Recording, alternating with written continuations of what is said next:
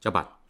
Chủ đề của video hôm nay không là tổng hợp từ nhiều vấn đề của nhiều hội viên, bao gồm lý thuyết về Heartland và Rimland, cuộc thực dân của nước Anh và nước Pháp có gì khác biệt, Hồng Kông và Macau có gì khác biệt, vân vân. Mình là lấy một mạch lạc nhất quan để bàn luận chung, nói nôm na là tư duy mở cửa và tư duy chậm hẹp. Bây giờ mình có thể nói một điều câu view là nếu bạn quy tiếp sẽ biết tại sao cuộc thực dân Pháp rất tệ. Nhưng mà đầu tiên mình phải đưa ra một định kiến. Mình không chắc ở Việt Nam có định kiến này hay không.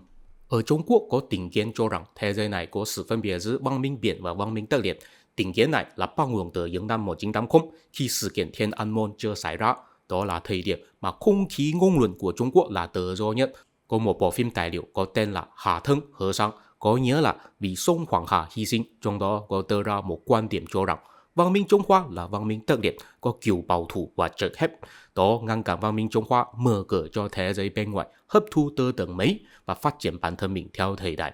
Đó là trái ngược với văn minh phương Tây. Văn minh phương Tây là văn minh biển, có tính bao dung và mở cửa, cho nên có thể cứ phát triển bản thân mình theo thời đại.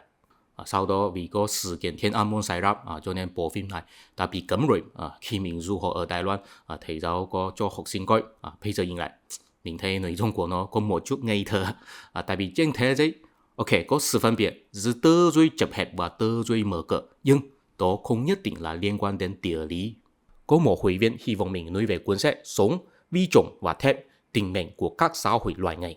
Thật ra mình đã nhắc tới cuốn sách này khi mình nói về Yuval Noah.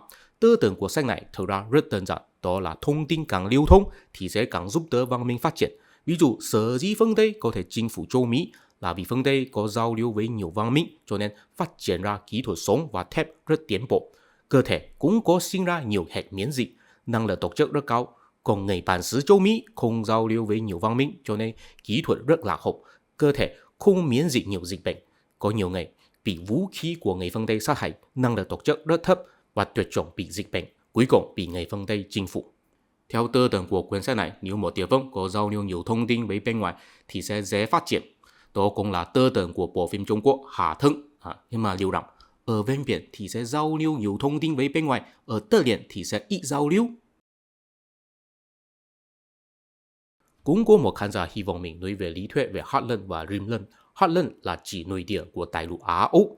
Lý thuyết về nó là do người Anh Hartford Mackinder đưa ra vào năm 1904. Rimland là chỉ vùng ven biển, nhưng mà hình như cũng không ven với biển lắm. Lý thuyết về nó là do người Mỹ Nicholas Spiegelman đưa ra vào năm 1944. Thật ra mình thấy sự phân biệt giữa Heartland và Rimland không phải là một chính trị địa lý cố định, đó chỉ phản ánh tình hình quốc tế nhất thời thôi. Chủ yếu là vì 200 năm trước, nước Anh có xây dựng một chuỗi cung ứng toàn cầu ở các khu vực ven biển trước. Ví dụ vào năm 1940, sở dĩ người Anh Mackinder đưa ra lý thuyết về Heartland là vì muốn cảnh cáo chính phủ nước Anh rằng ở Heartland có nhiều tài nguyên thiên nhiên. Nếu nước Đức và nước Nga hợp tác nhau xây dựng nhiều đường sắt ở Heartland thì sẽ có thể điều khiển tài nguyên nhiều hơn thuộc địa nước Anh, cuối cùng đánh bại nước Anh.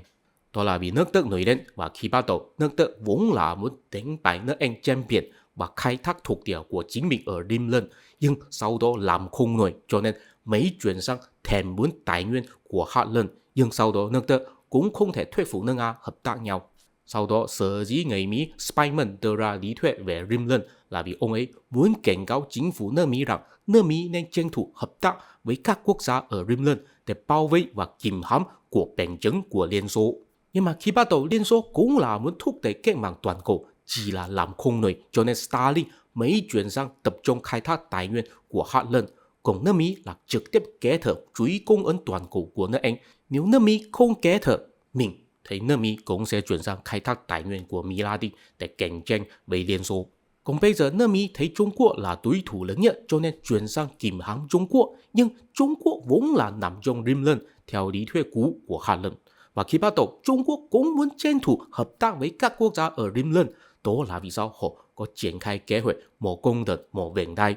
Chỉ là sau khi họ làm không nổi cho nên chuyển sang dựa vào nước Nga. Còn nước Nga là vì có chiến tranh với Ukraine bị nước Mỹ trừng phạt kinh tế cho nên bất đắc dĩ phải hợp tác với Trung Quốc. Nói đơn giản là nếu có thể tạo chuỗi cung ứng toàn cầu ở Rimland thì sẽ không cần khai thác tài nguyên của Heartland. Cũng có một điều là mấy bạn chú ý. Sở dĩ lý thuyết của Heartland được đưa ra vào 100 năm trước là vì kỹ thuật từng sắp ra đấy, cho nên 每一個條件嘅điều kiện tài nguyên của hạt nhân, nhưng mà sự vấn đề của tạo hóa cũng không bằng với sự vấn đề trên biển.